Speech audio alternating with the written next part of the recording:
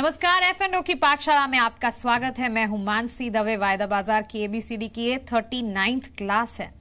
सीख रहे हैं हम ऑप्शंस जी बिजनेस के मैनेजिंग एडिटर अनिल सिंघवी के साथ। अनिल जी, ऑप्शंस ये इंडेक्स और स्टॉक दोनों में ही ट्रेड किए जाते हैं। पहले ये बताइए, पिछली दोनों क्लास रिवाइज किया आपने? पिछली दोनों क्लास मैंने देखी और देखने से पहले भी मुझे लग रहा था कि मुझे समझ आ गया, लेकिन फिर मैं सोच रही थी तो ऐसा लग रहा था कि नहीं, फिर से एक बार देखने की जरूरत है कुछ चीजें। तो लेकिन मुझे वो फंडा अभी भी याद है, अमेरिकन और यूरोपियन। हाँ, यूरोपियन। ठीक बात है। नहीं, इसको थोड़ा रिवाइज करना पड़ेगा और मैं ये चाहता हूँ कि रिवाइज आप शुरू से ही कर लें जी। क्योंकि 4-5 क्लास के बाद रिवाइज करेंगे तो थोड़ा मुश्किल हो जाएगा, फिर आप बेसिक्स भूले ना। हाँ, तो आपका सवाल स्टॉक्स और इंडेक्स किस में ऑप्शन होता है? हाँ, ऑप्शन दोनों में होता है। ऑप्शन स्टॉक में भी हो सकता है, ऑप्शन इंडेक्स में भी हो सकता है। बेसिकली क्या है, जो भी चीज फ्यूचर में ट्रेड कर रही है उसका हर एक का ऑप्शन ट्रेड भी हो सकता है। अच्छा, तो जैसे फ्यूचर इंडेक्स और स्टॉक दोनों में था। एक तरीका तो मैं आपको सिंपल स्टॉक छोड़ दीजिए, चलिए। एक तो स्टॉक है HDFC लिमिटेड, ठीक है, जो आप 2000 में खरीद रहे हैं और कोई आपको 2000 में बेच रहा है जी। तो जो खरीद रहा है ये सोच रहा है कि बढ़ेगा, जो बेच रहा है वो सोच रहा है घटेगा। हाँ, है ना? हाँ। तो फ्यूचर का ट्रेड आप कर रहे हैं। सपोज ये पेन 100 रुपए में एक ट्रेड हो रहा है आज की तारीख में। अब जो आदमी ये सोच रहा है कि फ्यूचर में HDFC लिमिटेड के या इस पेन के दाम बढ़ने वाले हैं, HDFC लिमिटेड 2000 से ऊपर चले जाएगा या पेन 2000 रुपए से 100 रुपए से ऊपर चला जाएगा, वो ये कहेगा मुझे फ्यूचर में ट्रेड नहीं करना, लेकिन मुझे ऑप्शन में ट्रेड करना है। ठीक है, तो इसके ऑप्शन बनाए जा सकते हैं। क्या इस पेन की कीमत फ्यूचर में 110 रुपए होनी चाहिए, 105 होनी चाहिए, 120 होनी चाहिए, अलग अलग ऑप्शन बना लीजिए। या इसकी कीमत फ्यूचर में 90 होनी चाहिए, 95 होनी चाहिए, 80 होनी चाहिए, अलग अलग अंदाज लगा लीजिए और उसके बेसिस पे ऑप्शन ट्रेड कर सकते हैं। नाम बिल्कुल तरीके का है, options. Option same HDFC limited 2000 का भाव चल रहा है, आगे चल के इसमें क्या ऑप्शन 2020 में इसे खरीदा बेचा जाए, 2040 में, 2050 में, ये अलग अलग भाव होते हैं। इसको मैं आगे समझाऊंगा, इसको स्ट्राइक प्राइस कहते हैं, थोड़ा आगे विस्तार में बताऊंगा। लेकिन इस तरह से हर एक वो चीज, हर एक वो एसेट, हर एक वो फ्यूचर जो ट्रेड होता है उसका ऑप्शन बनाया जा सकता है। ठीक है, तो इंडेक्स और स्टॉक दोनों में ही तो इंडेक्स का भी ट्रेड होता है, स्टॉक का भी ट्रेड होता है, तो आप दोनों के ऑप्शन ट्रेड कर सकती हैं। चलिए, और आपने पिछली क्लास में कॉल और पुट के बारे में बताया था। नाम लिया था, बताया कुछ नहीं। मैंने सुना है न्यूज रूम में बहुत बार। हाँ, न्यूज रूम में सुना है। लेकिन मैं समझती नहीं कि कॉल और पुट क्या है, तो अब आप बताइए कॉल और पुट क्या है। बस यहीं से अब आपकी एक्चुअल वायदा कारोबार की सही समझ का शुरुआत होती है। अच्छा, हाँ, अगर आपने कॉल और पुट समझ लिए ढंग से, जिंदगी में आपको ट्रेडिंग में कोई नहीं रोक सकता। ठीक है, जिसको कॉल पुट समझ में आ गया ना, वो ट्रेडिंग का मास्टर बन सकता है, क्योंकि ये ऐसी चीज है, इसमें सब कुछ है बाजार का। अच्छा, कॉल और पुट ऑप्शंस में डेटा, खरीदारी बिकवाली के आंकड़े, इवन अगर आपके माइंड में क्या चल रहा है, आप सेलर हैं, मैं बायर हूं, आपके मेरे माइंड में क्या चल रहा है, वो भी मैं इन डेटा से पढ़ सकता हूं, कॉल और पुट के डेटा से। फिर तो ये बहुत ही डिफिकल्ट होगा। डिफिकल्ट समझने के लिए डिफिकल्ट है, एक बार आप समझ जाएंगे तो फिर आपको बड़ा आसान लगेगा। ठीक है, तो समझना आसान है, डिफिकल्ट उसका बाद में एनालिसिस करना है। अच्छा। ये मैं 25 साल से कर रहा हूँ।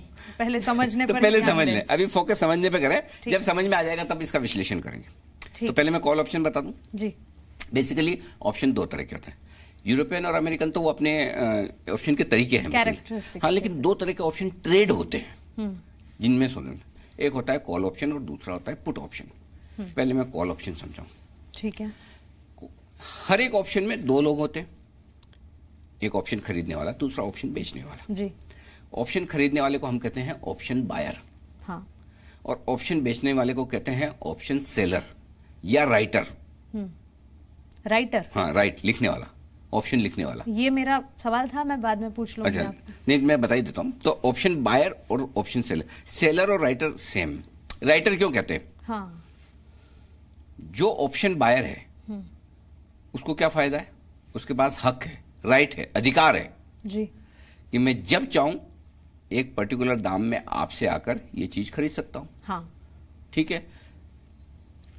जो राइटर है, सेलर है, वही राइट करके देता है, वो ऑब्लिगेशन है, मेरा दायित्व है कि आप जब ये मांगोगे तो मैं आपकी इच्छा पूरी करूंगा, इसलिए उसको राइटर कहते हैं। अच्छा अच्छा, तो वो लिख के देता है हाँ। कि मैं ये वादा करता हूं अच्छा, कि आप कभी आके ये कहेंगे कि मुझे 2000 रुपए में HDFC लिमिटेड का शेयर बेचिए, तो मैं बेचूंगा आपको, भले ही उसका भाव तब 2100 रुपए हो, लेकिन मैंने आपको 2000 में वादा कर दिया, तो मैं वादा, तो इसलिए उसको ऑप्शन राइटर कहते हैं। बकायदा इसकी लिखा पड़ी होती है मतलब वो आप एग्रीमेंट जब बनाते हैं ना, मतलब ऐसा 1-on-1 तो नहीं होता ना। हाँ, वो तो बता दीजिए। कौन किसको बेच रहा है, खरीद रहा है, आजकल तो सब इलेक्ट्रॉनिक हो गया ना जी। लेकिन ये बेसिक कॉन्सेप्ट वो है जहां से ऑप्शन की शुरुआत हुई थी, इसीलिए उसको ऑप्शन राइटर कहते हैं। तो ऑप्शन राइटर और ऑप्शन सेलर एक ही बात है। आसान भाषा के लिए आप सिंपल समझिए, ऑप्शन खरीदने वाला, ऑप्शन बेचने वाला, बस सिंपल है। ठीक है, और सेलर को राइटर भी कहते हैं। सेलर राइटर, ठीक है। अब आइए कॉल ऑप्शन। कॉल ऑप्शन क्या है? कॉल ऑप्शन है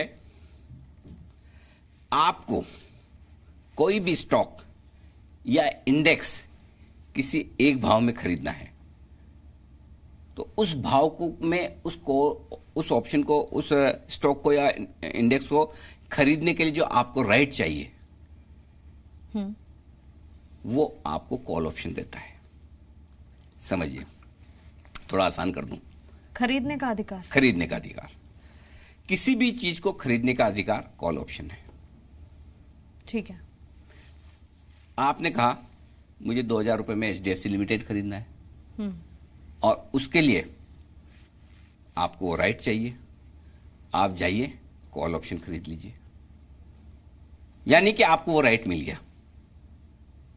अब कोई न कोई वो कॉल ऑप्शन बेच रहा है, तभी तो आप खरीद पाएंगी जी। सेलर या राइटर होगा कोई न कोई।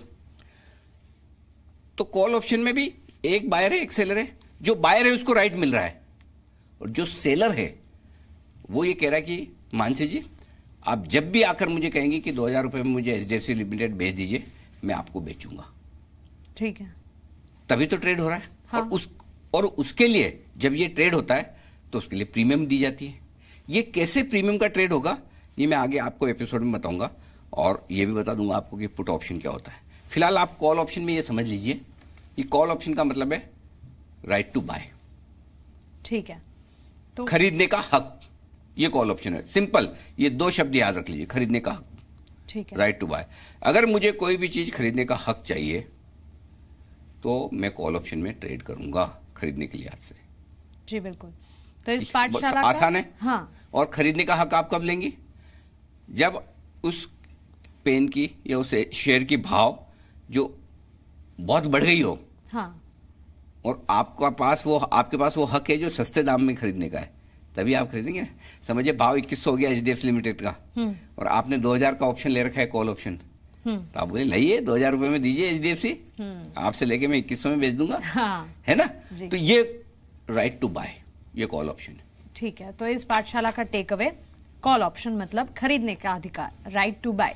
पुट क्या है वो हम जानेंगे अगली क्लास में। आप बने रहे हमारे साथ। नमस्कार।